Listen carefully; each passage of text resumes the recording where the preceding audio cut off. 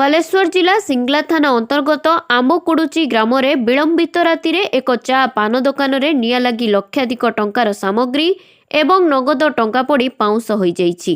ଦୋକାନର ମାଲିକ ସେହି ଗ୍ରାମର ଲକ୍ଷ୍ମୀଧର ଜେନା ସବୁଦିନ ଭଳି ଗତକାଲି ରାତିରେ ଦୋକାନ ବନ୍ଦ କରି ଘରକୁ ଯାଇଥିବା ବେଳେ ହଠାତ୍ ବିଳମ୍ବିତ ରାତି ଦୋକାନଟି ହୁତୁହୁତୁ ହେଇ ଜଳୁଥିବାର ଦେଖି ସ୍ଥାନୀୟ ଲୋକେ ଦୋକାନ ମାଲିକ ଏବଂ ଅଗ୍ନିଶମ ବିଭାଗକୁ ଖବର ଦେଇଥିଲେ।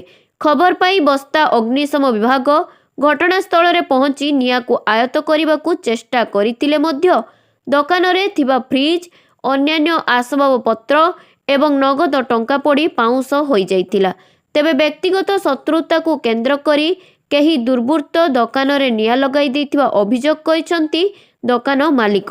ଦୋକାନୀଙ୍କ ଅଭିଯୋଗକୁ ଭିତ୍ତି କରି ସିଙ୍ଗଲା ପୋଲିସ ଘଟଣାସ୍ଥଳରେ ପହଞ୍ଚି ତଦନ୍ତ ଆରମ୍ଭ କରିଛି।